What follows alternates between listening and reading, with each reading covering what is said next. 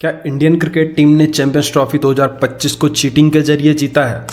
Afghanistan, New Zealand और वो कुछ चुनिंदा टीम्स जिन्होंने पिछले कुछ टाइम से अच्छा क्रिकेट खेला है, उनके अलावा पूरे वर्ल्ड क्रिकेट का ये कहना है। उनका मानना है कि इंडियन क्रिकेट टीम को इस पर्टिकुलर टूर्नामेंट में एक अनफेयर एडवांटेज मिला है, जिसमें पाकिस्तान में होस्ट हो रहे इस टूर्नामेंट में इंडिया को होम एडवांटेज मिला है। इस बात को अब तक कई इंडियंस भी एक्सेप्ट कर चुके हैं, जिन्हें अपने किसी इंडिविजुअल फेवरेट प्लेयर के अलावा दूसरे की तरक्की पसंद नहीं आती है। जो बॉर्डर गावस्कर ट्रॉफी में उस विराट कोहली को क्रिटिसाइज कर रहे थे जिसने ऑस्ट्रेलिया में ऑस्ट्रेलिया को ही मुंह तोड़ जवाब दिया था, ऐसे ही इंग्लैंड और पाकिस्तान ने इस बात को प्रूव करने की मानो कसम खा रखी है। They're in one place, they're in one hotel, there is no travel, they're in one dressing room, they know the pitch, they've picked for that pitch. I think selection, when they selected, they were very smart. They probably knew what Dubai was going to be like. Hello दोस्तों, मेरा नाम है विकास बिष्ट और let's try to find out that क्या actual में Indian cricket team के पास कोई अनफेयर एडवांटेज था। 2025 चैंपियंस ट्रॉफी जो कि पाकिस्तान में होस्ट होने वाली थी, इस टूर्नामेंट के होस्टिंग तक का सफर पाकिस्तान के लिए बिल्कुल भी आसान नहीं था, क्योंकि पिछले 29 सालों से पाकिस्तान में कोई भी आईसीसी टूर्नामेंट नहीं हुआ था। 2009 में जब पाकिस्तान में श्रीलंकन टीम पर हुआ था, तो इस पर्टिकुलर टाइम के बाद पाकिस्तान से इंटरनेशनल क्रिकेट पूरी तरह से छिन चुका था। पाकिस्तान में कोई भी इंटरनेशनल क्रिकेट टीम विजिट नहीं कर रही थी, लेकिन फिर भी पाकिस्तान क्रिकेट बोर्ड ने कमबैक किया और 2025 चैंपियंस ट्रॉफी होस्टिंग तक का सफर सक्सेसफुली तय किया। 2025 चैंपियंस ट्रॉफी में इंडिया के अलावा सारी टीम पाकिस्तान को विजिट करने के लिए तैयार थी। इंडिया इस पर्टिकुलर टूर्नामेंट को पाकिस्तान खेलने के लिए क्यों नहीं गई, इसके बारे में हम वीडियो के अगले स्टेप में जानेंगे, लेकिन अभी के लिए हमारे लिए ये जानना बहुत जरूरी है कि क्या एक्चुअल में इंडिया के पास कोई अनफेयर एडवांटेज था। इंडिया ने पाकिस्तान इस टूर्नामेंट को खेलने के लिए न जाने का निर्णय लिया, जिसके चलते इंडिया के जितने भी इस टूर्नामेंट के मैच थे वो दुबई में होने वाले थे। दुबई में टोटल 2 इंटरनेशनल क्रिकेट स्टेडियम है, शारजाह क्रिकेट स्टेडियम और दुबई इंटरनेशनल क्रिकेट स्टेडियम।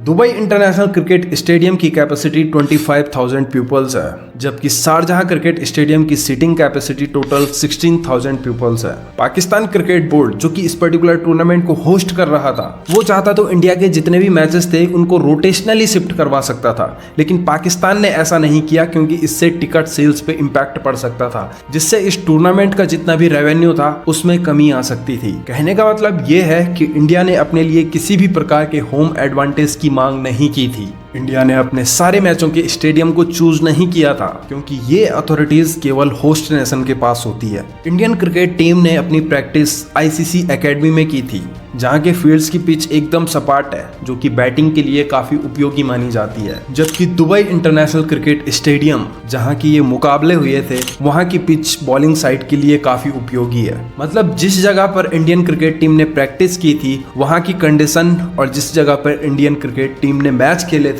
वहां की कंडीशन में जमीन आसमान का फर्क है। ये बात एकदम सही है कि इंडियन क्रिकेट टीम को कहीं ट्रैवल नहीं करना पड़ रहा था, बट जिन लोगों का ये मानना है कि इंडियन क्रिकेट टीम को एक अनफेयर एडवांटेज मिला है, उन्हें क्रिकेट की घंटा नॉलेज नहीं है। इस बात को कहा है इंग्लैंड के फॉर्मर कैप्टन नासिर हुसैन ने। आप में से कई लोग शायद इन्हें नहीं जानते होंगे, तो मैं आपको एक क्लिप दिखा देता हूँ।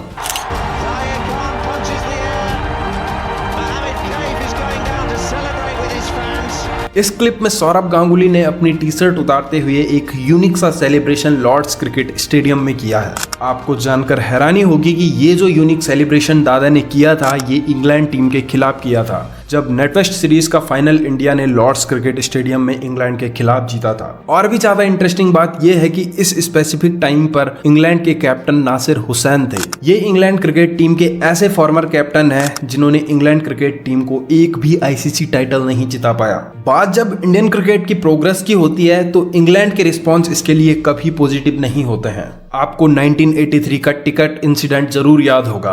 1983 में इंग्लैंड एंड वेल्स क्रिकेट और एमसीसी को पूरा यकीन था, वो फुली कॉन्फिडेंट थे कि Indian cricket team final qualify नहीं कर पाएगी, जिसकी वजह से लॉर्ड्स क्रिकेट स्टेडियम में इंडियन क्रिकेट टीम की एंट्री बंद कर दी गई थी। लेकिन सेमीफाइनल में इंडियन क्रिकेट टीम ने इंग्लैंड को 6 विकेट से हराकर मुंह तोड़ जवाब दे दिया था। इंडिया को लॉर्ड्स क्रिकेट स्टेडियम की एंट्री तब मिली जब वो फाइनल में इंग्लैंड को हराकर क्वालिफाई कर चुके थे। इस पर्टिकुलर टाइम पे बीसीसीआई के पास इतना भी पैसा नहीं था कि वो अपने क्रिकेटर्स को एक अच्छी सैलरी दे सके। जब बीसीसीआई पैसों की कमी के कारण स्ट्रगल कर रहा था तो किसी भी क्रिकेट बोर्ड ने बीसीसीआई की मदद नहीं की थी। मदद करने की बात तो काफी दूर की है। क्रिकेट जैसा स्पोर्ट्स जिसे जेंटलमैन का गेम कहा जाता है, उसमें इंडियन क्रिकेट टीम के साथ इन टीमों ने रेसिज्म किया था। बीसीसीआई प्रेसिडेंट एनकेपी साल्वे ने इस पर्टिकुलर टाइम पे फाइनल मैच के लिए 2 एक्स्ट्रा टिकट्स भी मांगी थी ताकि वो अपनी पत्नी के साथ इस मैच को एंजॉय कर सके, लेकिन एमसीसी ने इस बात को डायरेक्ट डिनाई कर दिया। जरा सोच के देखिए इस बात को। बीसीसीआई के ऑनरेबल सेक्रेटरी एनकेपी साल्वे जी को सिर्फ 2 टिकट के लिए एमसीसी ने मना कर दिया। आगे चल के ये 2 टिकट्स इंग्लैंड क्रिकेट टीम के लिए काफी महंगी साबित होने वाली थी, क्योंकि 1983 में इंडियन क्रिकेट टीम ने 2 बार वर्ल्ड चैंपियन रही वेस्ट इंडीज की टीम को पूरी तरीके से हराकर ये खिताब अपने नाम कर दिया था।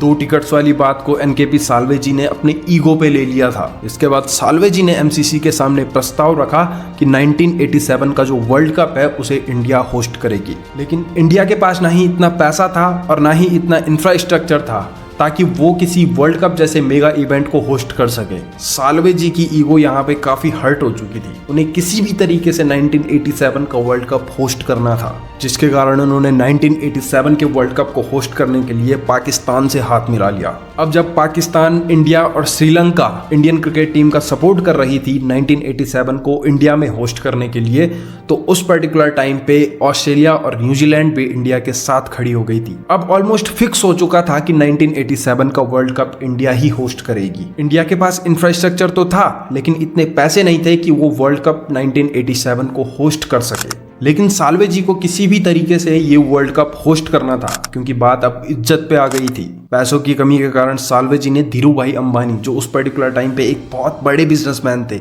उनको कन्विंस किया कि इस वर्ल्ड कप को स्पॉन्सर करो। और किसी तरीके से धीरू भाई अंबानी कन्विंस्ड हो गए कि we are going to sponsor this world cup. अब इंडिया और पाकिस्तान के पास इतने पैसे भी हो गए थे कि वो वर्ल्ड कप 1987 को होस्ट करने वाली थी, और उन्होंने सक्सेसफुली इस वर्ल्ड कप को होस्ट भी किया। साल्वे जी को अगर 2 टिकट्स उस टाइम पे एमसीसी दे देती तो ये प्रस्ताव एमसीसी के पास कभी नहीं जाता कि इंडिया 1987 के वर्ल्ड कप को होस्ट करे। 80s का दशक, जब इंग्लैंड पूरी तरह से वर्ल्ड क्रिकेट पर राज कर रही थी, उस टाइम पर साल्वे जी ने इंग्लैंड से क्रिकेट को छीनकर इंडिया और पाकिस्तान में डिस्ट्रीब्यूट कर दिया। मात्र 2 टिकट्स के लिए इंग्लैंड से इंडियंस ने क्रिकेट छीन लिया। ये सारा खेल ईगो का है, क्योंकि इंडियंस जब अपनी ईगो पे आ जाते हैं तो वो किसी देश से उसका नेशनल स्पोर्ट्स तक छीनने की औकात रखते हैं। ये बात भी केवल ईगो की थी, जब पाकिस्तान को 2025 चैंपियंस ट्रॉफी से पहले बाहर कर दिया और फिर पाकिस्तान से चैंपियंस ट्रॉफी 2025 को बाहर कर दिया।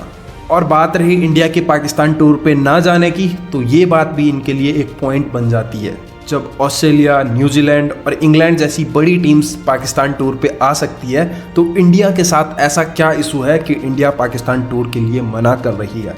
इंडिया पर ऐसी क्या मजबूरी आन पड़ी है जिससे उसने डायरेक्ट आईसीसी को चैलेंज किया है? इनके लिए काफ़ी आसान है ये कहना कि इंडियन क्रिकेट टीम को पाकिस्तान टूर पे जाना चाहिए, क्योंकि इनके सामने बॉर्डर पे शहीद हुए हमारे सोल्जर्स के चेहरे नहीं आते हैं। इनके सामने वो सारे इंसिडेंट भी नहीं आते हैं जिसमें पाकिस्तान से आने वाले आतंकवादी इंडिया को उसके कदमों पर झुकाने की कोशिश करते हैं। जिस अनफेयर एडवांटेज की ये बात कर रहे हैं, अगर उसके पिछले डेटा को देखा जाए तो वो इंडिया के पक्ष में बिल्कुल भी नहीं है। इंडियन क्रिकेट टीम पिछले 1 दशक से सिर्फ एक टूर्नामेंट में नॉकआउट से पहले बाहर हुई है, और वो है 2021 T20 world cup. 2022 Asia cup वो अकेला टूर्नामेंट था जिसे रोहित शर्मा ने एज ए कैप्टन पाकिस्तान और श्रीलंका जैसी टीम से हारा था। और सबसे इंटरेस्टिंग बात यह है कि ये टूर्नामेंट दुबई में खेला गया था, जहां पर इंडियन क्रिकेट टीम ने ये चैंपियंस ट्रॉफी के मैच खेले हैं। इंडिया ने हर तरीके से इस टूर्नामेंट में कॉम्प्रोमाइज किया है। बस एक जिद जो इंडिया ने रखी है वो ये है कि इंडिया पाकिस्तान टूर पे नहीं जाएगी, क्योंकि बॉर्डर पे शहीद हुए सोल्जर्स के चेहरे जब हमारे सामने आते हैं तो हमें लगने लगता है कि हल्का सा भी रिस्क लेना कितना खतरनाक हो सकता है। और जैसा कि मैंने कहा, इंडिया ने अपने लिए किसी भी तरीके के फेयर एडवांटेज या अनफेयर एडवांटेज को नहीं चुना है। ये होस्ट नेशन डिसाइड करता है कि कौन सा मैच किस टीम का किस स्टेडियम में खेला जाएगा।